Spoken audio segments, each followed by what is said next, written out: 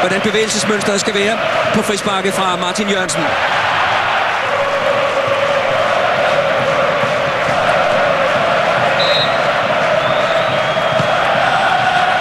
Og der er muligheden. Sådan. Hvem var det? Peter Møller som ind. Hvilken indledning i det comeback.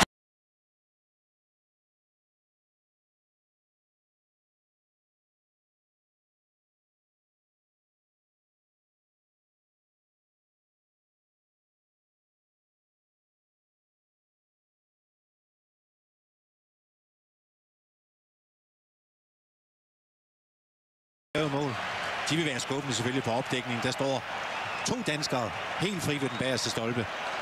Og der er Peter Møller så 1-0. 4 mål fra Peter Møller i karrieren. Det seneste tilbage i VM-slutrunden i 98 mod Nigeria. Op og goddag, Peter Møller. Og som vi så det i U21-landskampen i går, ja, så er det altså godt med dødbolde. Vores mest scorende 35 mål i 70 landskampe. Og der kommer en flot mål. Det første fra Christian Poulsen og Danmark på 2-0. Igen efter dødbold og igen på hovedstød. Lækker godt.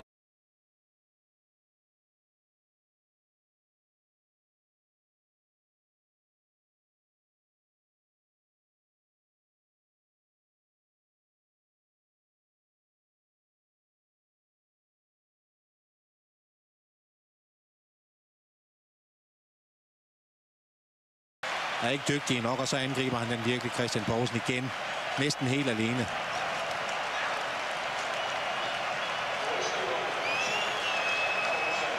Landskamp nummer 28 for 25-årige Christian. Virkelig til i toppen af kvalifikationspulje nummer 2. Jeg fortalte tidligere, at Grækenland havde vundet i Georgien med 3-1. Og nu er det også slut i matchen mellem Tyrkiet og Albanien, og her har tyrkerne vundet med 2-0, ganske som forventet. Det er det Brian Priske, der måske kommer på tavlen. Nej, det gjorde han ikke, men det gjorde til gengæld Peter Møller. Ja, det er jo en...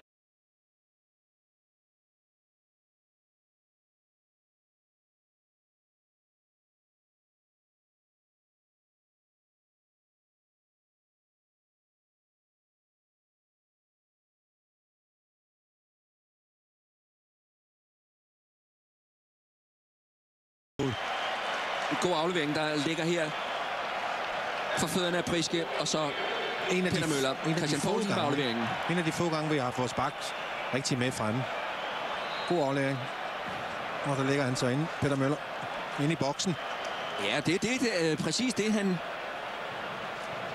han skulle bruges til.